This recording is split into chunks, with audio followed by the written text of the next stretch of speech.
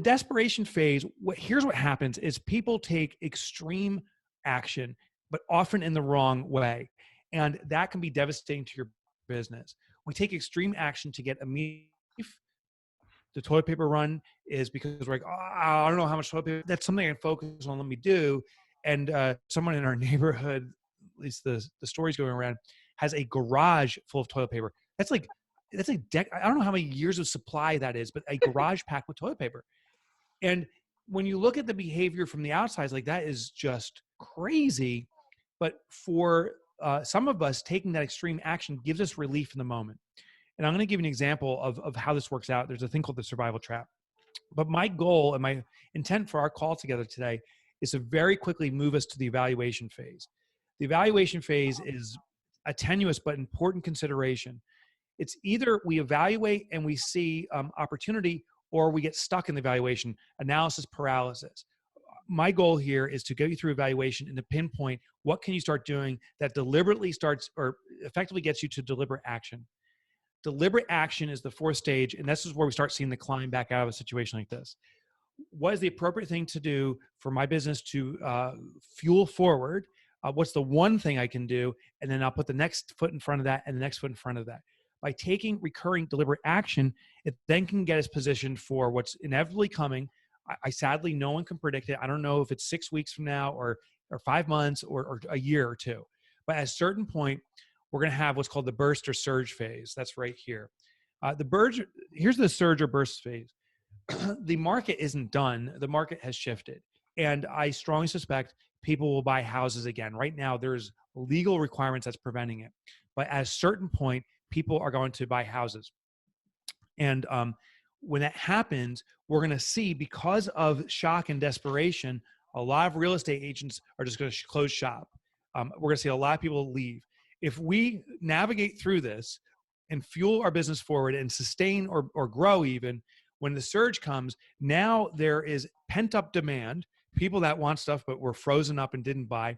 And now there is inadequate supply or less supply. So high demand, low supply, that is a real estate agent's dream.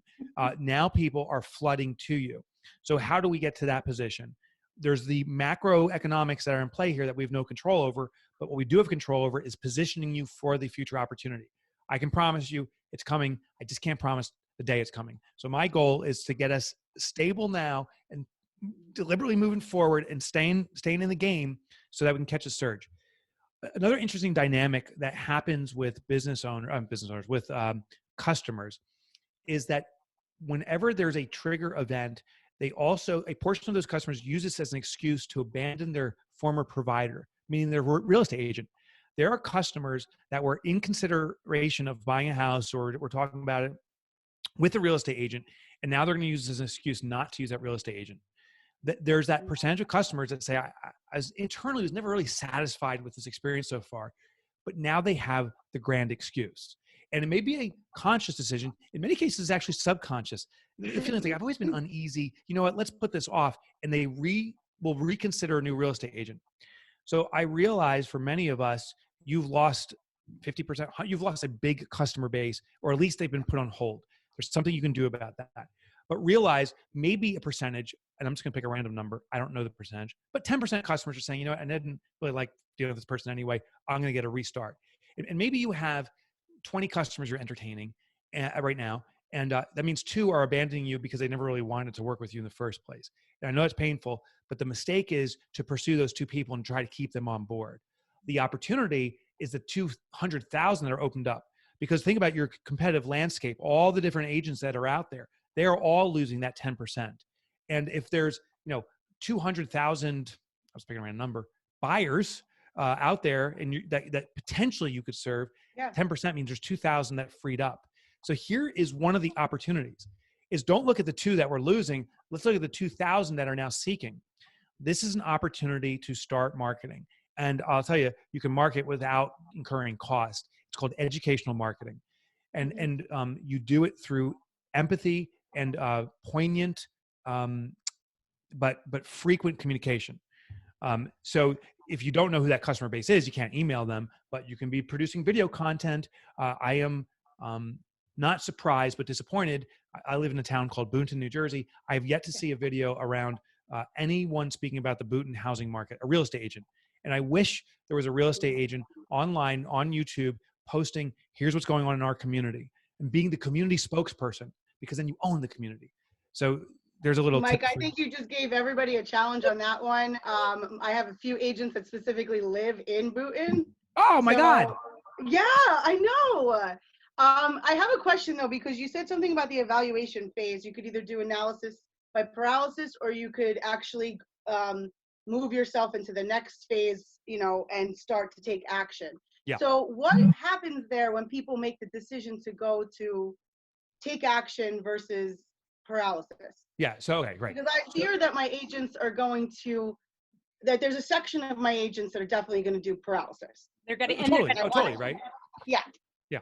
So we need to take, the key is this, we need to take the right action. So there's two forms of paralysis. There's the nothing situation where you do nothing, and that just is despair and decline. I get it. I'm just saying we can't do it, but I get it. There's also the wrong action, which is actually worse, because we're saying we're doing something, but it's not working. And that actually causes a faster downward spiral. So let me introduce you to something, and we can do this all together as a exercise on a piece of paper. Let me just grab a piece of paper myself. And if you have one in front of you, grab a piece of paper, ideally a big piece of paper, but any size will work. In the center, let's see if this works. I want you to draw the letter A, just like this. And here's so somewhere in the center. And what A represents is where our business is right now. I would argue 100% of us, it's like a crisis moment. So we're in crisis. So A represents the current crisis. Here's step 2. Draw an arrow in any direction of your choice that represents, in a short distance, maybe just like an inch or two, that represents getting out of crisis. So I just drew an arrow out this way. So that's the first thing. And this means here's a decision you make that relieves the immediate pain. Now, draw another arrow in any direction of your choosing that gets you out of crisis, just in a different direction. So I just drew a second arrow here. And just repeat that process. Draw as many as you want, but let's just do 4 or 5 that get you out of crisis, right? So I drew something like this. It almost looks like a star, Mm-hmm. This is how most business owners respond, or real estate agents respond to a situation, most of humanity, is we're in crisis. We consider the immediate choices we have in front of us. We act on one of them, and it gets us out of crisis, which is wonderful. Except we're back in crisis the next day. And this is what I call the survival trap. Now, what I want you to do, here's a challenge. I want you to draw the letter B and circle it in the bottom left corner of that paper. And maybe you two can show it. I'm curious how many of your arrows pointed to B. And chances are very few or none, some. None. Okay, you got the none. What'd you get, Julie? I had one. One. Okay, good. So, right. So I had one going the right direction.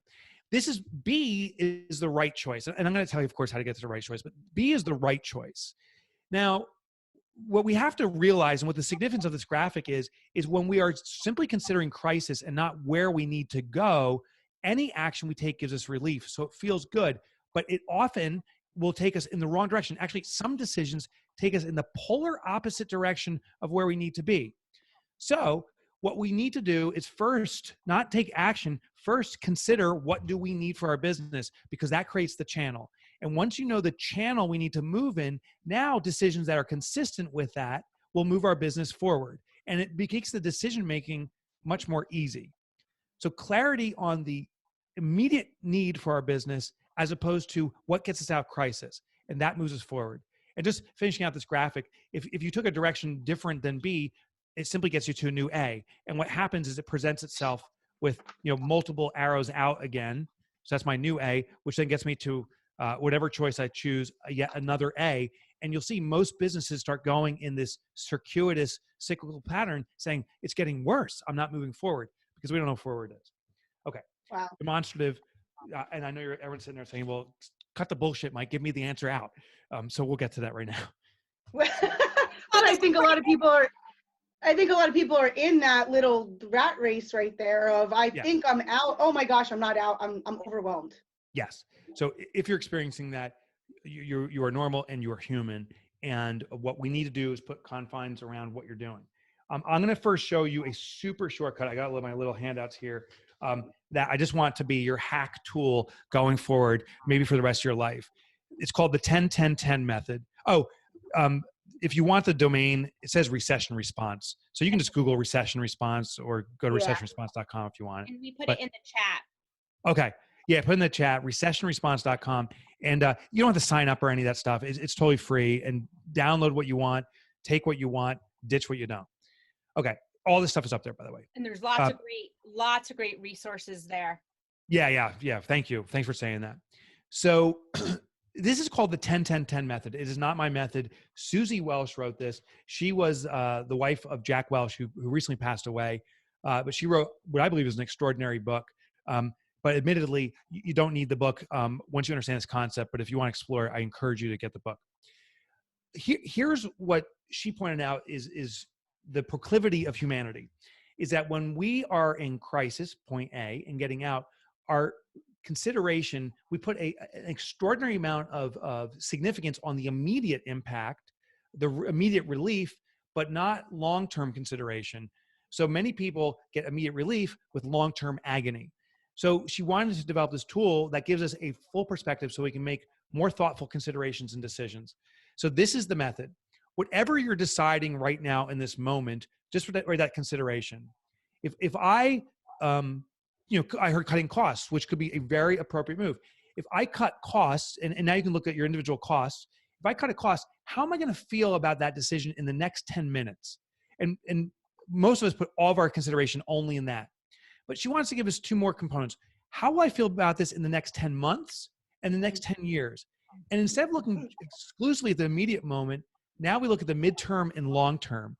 It gives us that pregnant pause to consider our decision. And maybe I think someone mentioned the gym membership as I was connecting. I heard that. If I cancel my gym membership, how do I feel in the next 10 minutes? Well, it may be a frowny face here, disappointed because I knew I should be working out. But the next 10 months, I may be grateful for this because I just relieved a subscription cost and I can work out at home. In the next 10 years, that may be one great consideration for myself in managing costs, yet still delivering on what I need for my health. And so if you look at it in the moment, some people say, I'm not going to cancel the gym. Health is everything. But when you start reflecting on it over these periods, you may realize actually it is a smart decision. So this tool, and you can do two versions of it. If I do cancel the gym membership or if I do keep the gym membership, how are my feelings about it? But this is a very simple actual tool for every consideration you have now. So use the 10-10-10. Okay. Now I'm going to introduce you to something that's a little more comprehensive. Therefore, it's a little bit more to digest. This is in my book, Fix This Next, but you can get this for free on the recessionresponse.com. What I did was, just to give you some context, over the last 5 years, I've been researching out how to manage business crisis.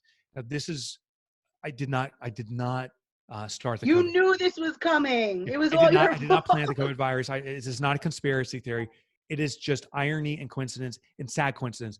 Honestly, I'd rather this situation is not happening, but I really do feel my book will fuel the solution for some business owners. Thank you. And the core concept was this. I concluded that the biggest challenge business owners have is knowing what their biggest challenge is. I suspect if you're like me right now, there's so many things you can do, but what should we do?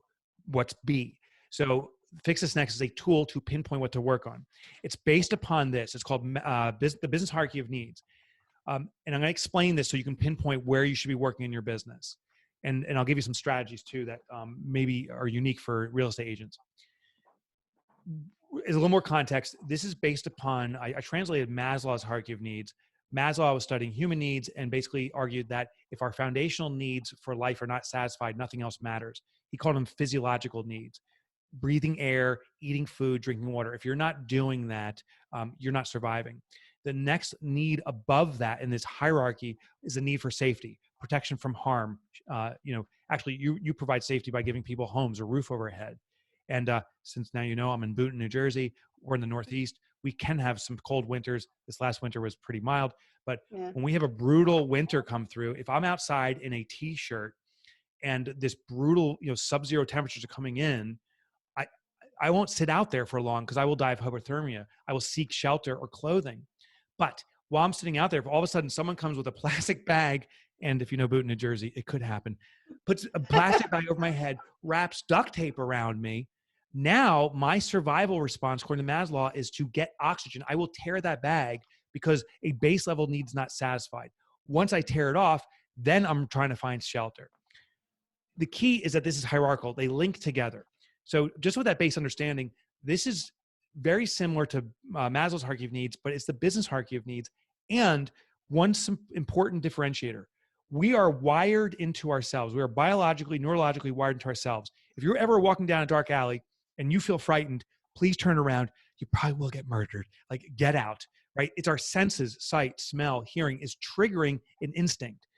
With our business, our gut instinct can be very dangerous because we are not biologically wired into our business. We need to back this information, or what our belief is, with empirical data. Where's the proof? That's what we got to ask ourselves. Let me go through our hierarchy and the actions that I suggest you consider.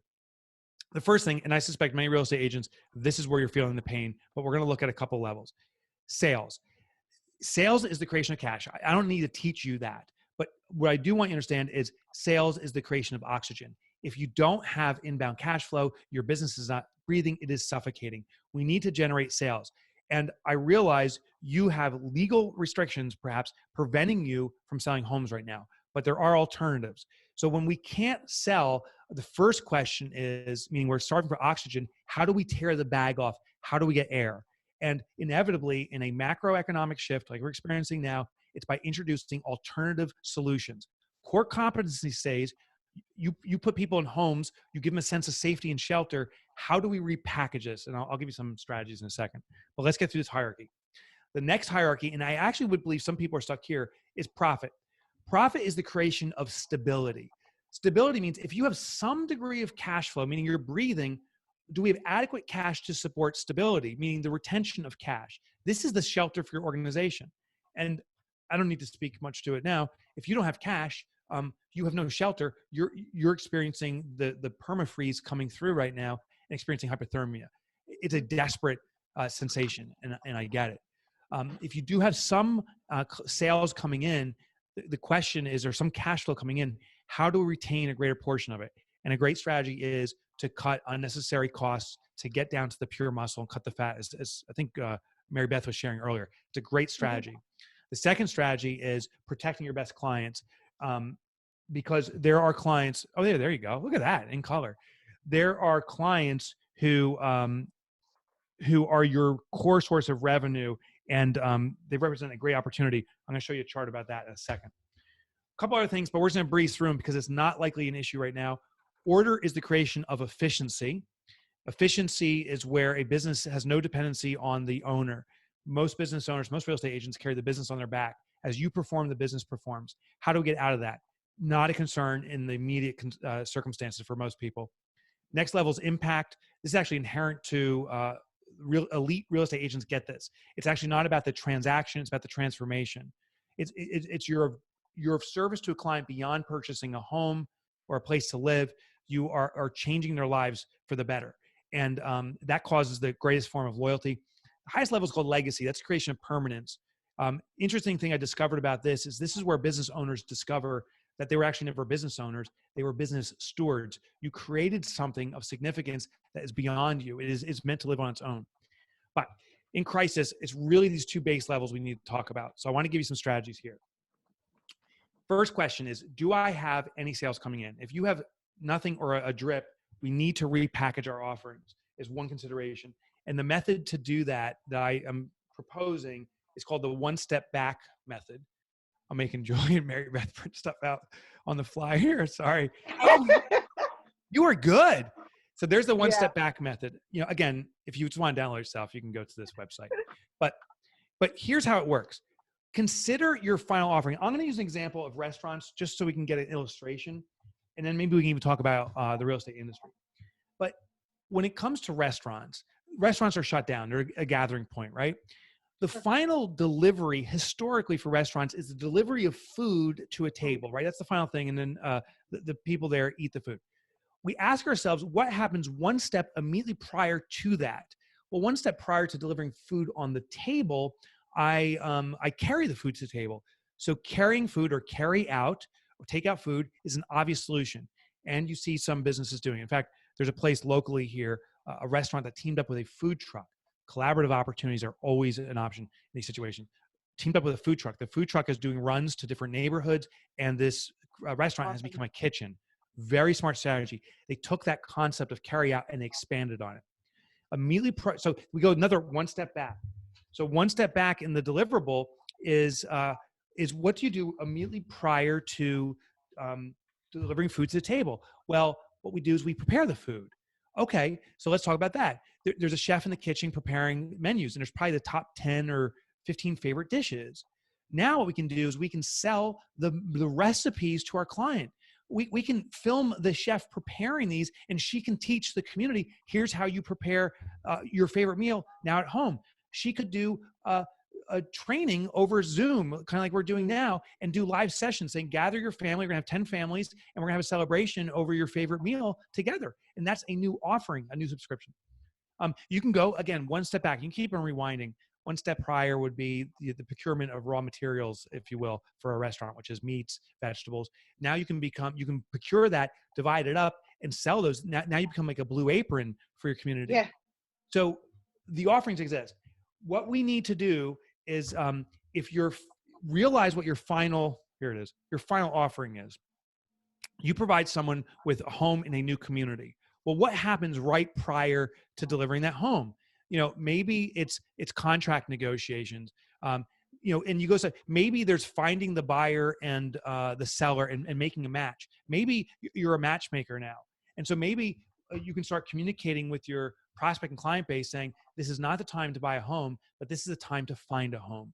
That this is probably the greatest opportunity you've ever experienced. We have a brand new offering that we're charging a small subscription fee, and we're going to start the hunt for you. Because when you are ready for the market, and the market comes back, you're going to be positioned to be one of the first in the market, giving you the best opportunity.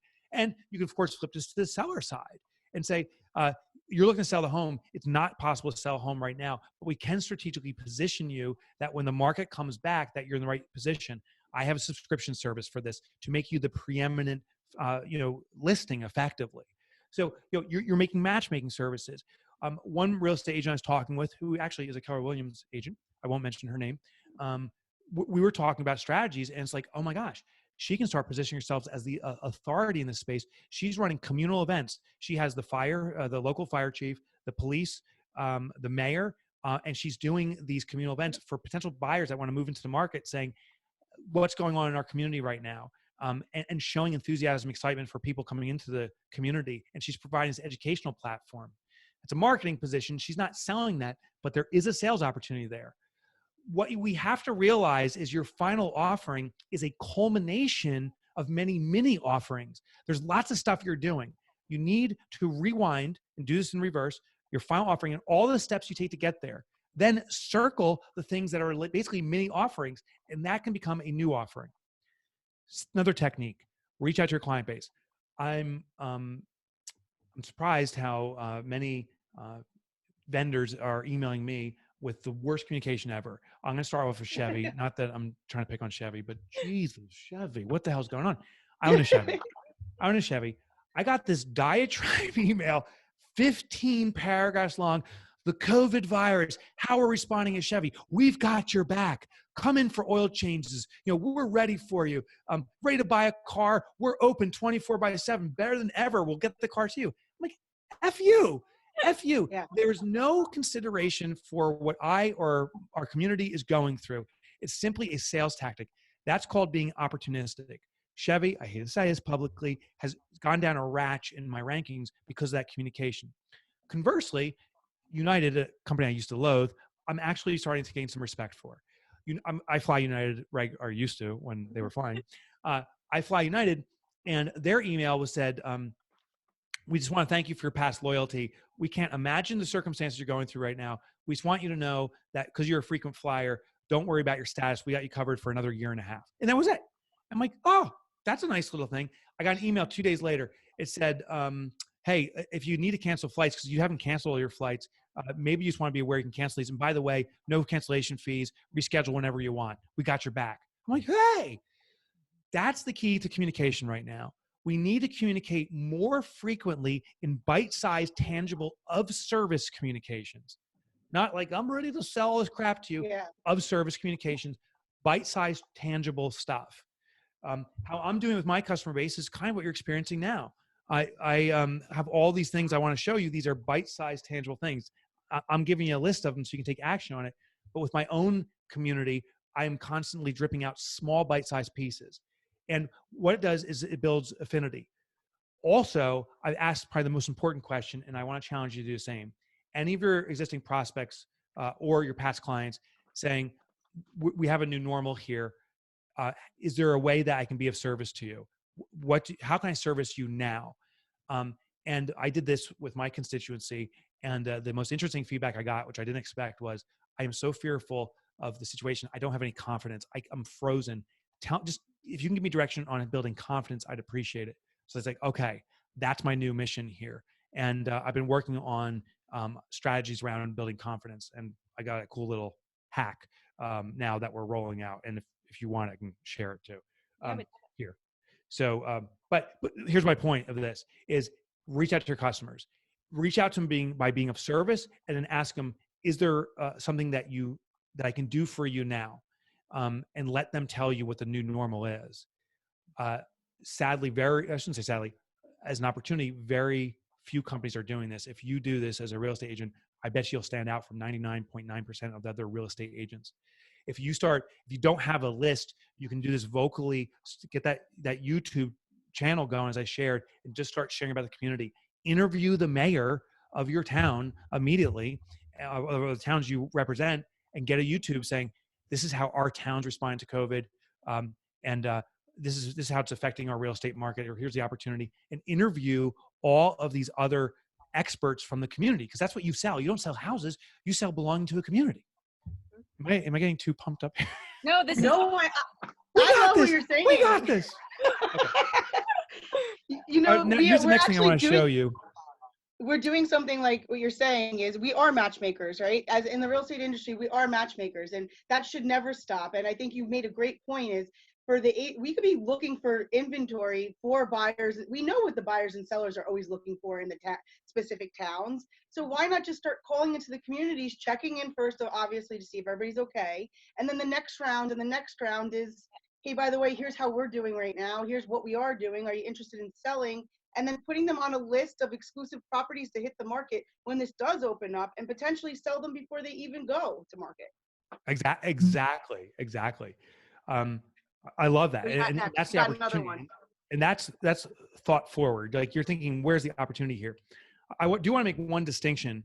There is what's called opportunistic selling, and there's opportunity selling, and they are radically different. Opportunistic, by my definition, is where we take advantage of someone's disadvantage. Opportunity selling is where you realize you are the best at what you do, and that if a client is going to take an action of purchasing or doing something, that if they went with something else, it would be their loss because you're of better service. If you have something that's better than your competition, you have an effing responsibility in this market to get noticed, to stand up, to market. I'm talking to so many business owners that say it's not appropriate now to sell myself. And I'm like, it's not appropriate to take opportunity of people's disadvantage. That's what Chevy was doing. It's an opportunity for people to become aware of you, because if you truly believe you have the best offering, they are going to buy at a certain point. And sadly, there's a lot of unscrupulous people right now that are moving in and taking advantage of people's desperation. They're opportunistic. So we have a freaking responsibility to step up the game, to block out the unscrupulous and deliver integrally, to be caring for people. So this is not a time to shirk.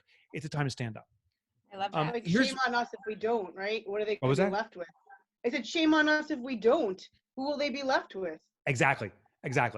And exactly. That's exactly what's going to happen. And sadly, those some real estate agents that are great real estate agents are in that shock and desperation stage, and it's going to burn out.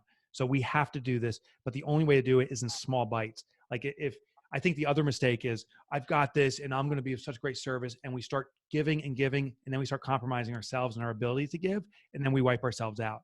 So how do we do this, that we're of service, but we're also of service to ourselves, that we're generating revenue? You have a responsibility to sell, to care for your customers, and equally a responsibility to generate revenue for your business, because if you can't sustain. So you have to care for yourself.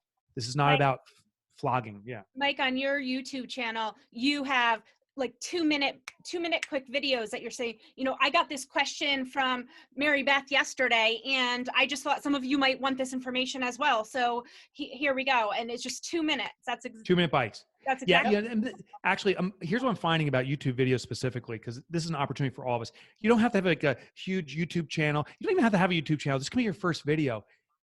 If you give a specific information around your community, you'll probably be very unique and the right people will find you. The second thing is, the mistake I see people do in YouTube videos is there's this big buildup. So it's a 2 or 3 minute video, but the first 2 minutes like, hey, I'm Mike Michalowicz. I'm a real estate agent in this area. Been for 20 years. Here's the stuff. And like, people are like, just give me the shit I need. So let's give them what they need. If in the first 10 seconds, you're not delivering the value and caring for the customer, they're going to lose interest. So within 10 seconds, say, hey, I work in this community. Here's what I found that you can do right now. Start doing these searches for, so-and-so or whatever it is, but start giving the answer first. Your qualifications and stuff now actually gets pushed off toward the end. And you can say, hey, if you want more support, you can reach out to me, Mike Michalowicz. Here's my email if I can be of service to you. And make sure you subscribe, because I'm going to send another video tomorrow. That's awesome. Give the results immediately now. Okay. Next thing I want to show, giving you more results. And this is kind of the final key thing I want to share. And then I want to invite you to do something. So this here is called the Pareto Overlap. This is my term, by the way, so you can't Google Pareto Overlap. But Pareto studied the discipline or the distribution of wealth and there it is, the access, how things are distributed. It came to be known as the 80-20 rule. The concept is this. It's likely that 20% of your transactions yielded 80%, or 20% of your inventory yielded 80% of your profitability or commissions. That 20% of your customers are awesome. And they everything you say, they love it. They're invested in the outcome. They're efficient. Now, Pareto principle also works in the reverse. There is that base of customers that just suck ass. That 20% customers, it's just like, are they even human? Like, who are these monsters? Never satisfied. I got to see 7,000 properties. I'll find fault in everything. And you're the reason this sucks. Some of them can even become threatening. You wait until you see the Yelp review of doing how crappy you are. Well, the Pareto Overlap is realizing you have great customers and bad customers. You have great offerings, meaning great inventory, and bad inventory. Here's the 4 scenarios. Great customers that have historically bought great inventory, you must protect those relationships. Those are your key relationships. If you only devote yourself to one thing, it is keeping communication going with them. Ask them what they need. Be of service to them, because we want more customers like this and we can't afford to lose them. And I know your transactions happen on average with a client once every 7 years or something, but just knowing this community and being of service, they know more people like them. So protect. Stage 2, these crappy clients buying inventory that sucks historically, jettison them, stop the dialogue with them. My friend calls them the poison. And why are we swallowing poison? Let other real estate agents that are competing with us, let them take on the poison, but don't do it for yourself. You have a responsibility to cater to this market, because you're here. You clearly care about continuing and being of service. So we've got to focus here. 2 other scenarios: great clients that buy bad inventory. This is an education opportunity. Keep the dialogue going, but tell them, if it's authentic and integral, why other kinds of properties or other opportunities are a better service to them, and try to elevate them up in the offering. This 4th scenario is one that in the past, when we're not in crisis, I tell us to avoid. It's these crappy customers buying great things. This is where, people are giving us good money, but God, we hate them. This is called prostitution historically, right? I'll do anything for money. But now this turns into a new situation, because clients are critical in crisis. This is a hard conversation, but it's a call to the customer saying, listen, if we're going to continue to do business together in the future, I need new behavioral standards. We're not going to look at 7,000 properties. And if that's what you need, I'm not going to be of service to you. If you threaten, not threaten me like directly, but if you are constantly complaining about what's going wrong, I'm not going to be of service to you. I need you to behave like XYZ and move these customers up. This is the Pareto Overlap. The actionable take home right now is cater to this one, service this one. And Love that. Yeah. The last thing I wanted to share, and then maybe we can do quick Q&A, is I have a selfish interest in this, but I also hope I'm convinced it'll be of service to you. I wrote that book that I've strategically positioned right there. It's not that small. It's just in the distance. It's not that tiny. It's on Amazon now, and I want to invite you to buy it. And the reason I'm asking you to buy it is I designed this to navigate the circumstances around the situation. And selfishly, why it serves me is if more people start purchasing the book on Amazon, the Amazon engine kicks in and starts marketing the book. Sadly, and this is just my own concerns, is the books and the things that are popular on Amazon right now are children's books, which is good, and weaponizing and harming other people. And that, I don't like that. People are looking at survival as of themselves by harming others. And that's the focus. And I want business owners, I want our survival to be on the backbone of small business because we are the economy. So I want business books to win. So that's my selfish interest. If you do decide to buy it, I appreciate it tremendously. The book will be of service to you. That's my guarantee. And you'll also be of service to a great purpose I'm trying to serve. So thank you. Mike, as a small thank you to you and the people who, the agents and leadership that have been joining us for the past few weeks. We, anyone who shares our Facebook page, we're doing a little raffle next week, and we're going to pre-order them each two. We're going to do 2 copies, so that way on thank you. 28th, when it releases, it'll be headed to their home. We've already purchased ours, so. Thank you so much for doing that. That means a lot to me. And if anyone else buys it, just hold on to the receipt, which Amazon holds on to you. We're giving a special gift to everyone that makes a purchase around the confidence course. So I'm going to teach you the methods we've developed around building confidence. And that's totally free if you send the receipt to us. And if you do get the book today, email me. It's Mike at Mike. How can people get in touch with you? What's the safest way to get your information out there so they can get in touch with you? So you can email me, Mike at MikeMichalowicz.com. And I'll put that in the chat. And just email me the receipt and I will make sure you get the conference course for free. The other thing is if you want to just get more stuff on Fix This Next, you can go to fixthisnext.com. We've set up and activated the evaluation for your business. It's 25 questions to evaluate. We weren't going to activate it for a few more months, but we've expedited it. It's free. You don't need to do anything. And it's a download. You don't need to get an email or anything. Just fill out the form, go through the process, and you can do it as many times as you wish to pinpoint exactly what you need to work on your business now. So that's the resources. That's great. So I'm just summing some things up is you've really modeled for us what a lot of our agents can be doing in their business just in this short hour that we've spent with you.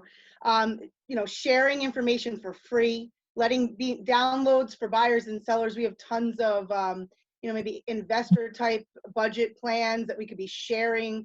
The one things from your book that we could be sharing out. So being a local expert is one thing that I think all of our agents and leaders have the ability to do. Get on these kind of platforms to just share so they can see you as well. And going super hyper local. And it's a lot of mindset is what I'm hearing. So I love what you've done here for the agents, because I think you just inspired them to take action. Thank you. I can see some things going on here.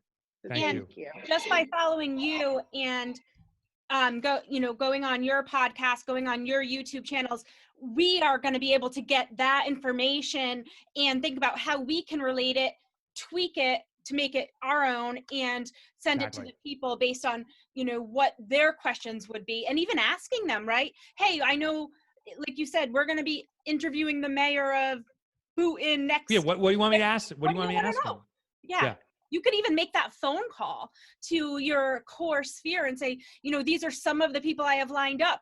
What do you want to know? What questions do you have? Yeah. There's a lot of opportunity out there if we're willing to look for it. It doesn't mean it's easy. Opportunity doesn't mean like things are going to be handed to us on a plate, but if we take decisive action, you'll see results. And Kevin, thank you. Just email me. I'll get you that confidence course. Yeah, he ordered that on the card. Do we have any questions on Facebook for Mike? We have one question, Mike. On the profit first principles, do you suggest adjusting profit percentages in times like this? Great question. And the answer is no. And I'll tell you why. So I'm getting two questions. So I cut my profit percentages to increase it. And the answer is neither. Let the number stay as is until you experience the pressure in OpEx, or you don't. That's when your business starts speaking to you. So don't adjust unless you're feeling pressure. Now, if you feel OpEx, you don't have enough money to continue operations, that should trigger the question, why don't we have enough money? Is it, and we go back to the fix this next business hierarchy of needs. Is it a sales issue? Is it something else? The wrong move to make, in my experience, is adjusting profit down, because that simply buffers us from feeling the pain of what's going on. So if we stop taking profit and we start living off profit, then we're like, oh, things aren't that bad. And then when we fall off the cliff, now we have no cushion, and then we don't know what to do. So maintaining the percentages. If you don't have enough money to pay bills, that means you can't afford those bills. And the two solution is cutting costs. That's obvious. But the bigger thing is, how do you amplify margins or position yourself with new offerings? Amazing. I see some people. Lindsay, I got yours, Kevin. So you guys, I thank you for emailing me. I will send you the link for the conference courses we get set up for free. So thanks for getting the book. That means a lot to me. Thank you. And we're going to push it.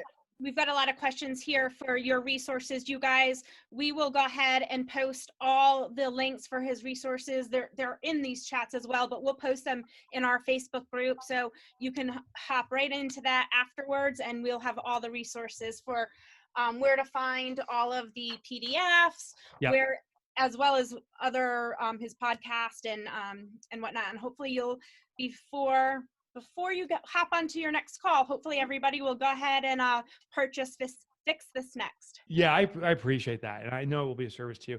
I do have to go. I just want to share one final thing is no question, the world has punched us in the face and given us a bloody nose. And I know it's absurd for the world to ask, but the world's also saying, please save me now. Real estate agents, small business owners are needed more than ever. And I know it sounds crazy because we're all bloodied up now, but we do have to stand up and step forward. So do that. I'm wishing you tremendous success and hope you kick some ass. Thank you, Mike. We really thank you so much. Appreciate you. Take care. Thanks, Mike. Bye, everyone. Bye, Wish you well, health and wealth. Oh, well. All right, Mary Beth. So I think that's a wrap for us. And we are going to be back here on Monday with Mo Anderson. Yes. And, so we're very excited about that. Again, you guys, please go ahead over to our Facebook group, Leading Through Crisis with Mary Beth and Julie, and we will post all of these resources. And don't forget to share the group so you are entered in to win one of his books. Thank you guys so much. I hope this was of value. We look forward to seeing you next week. Bye, guys.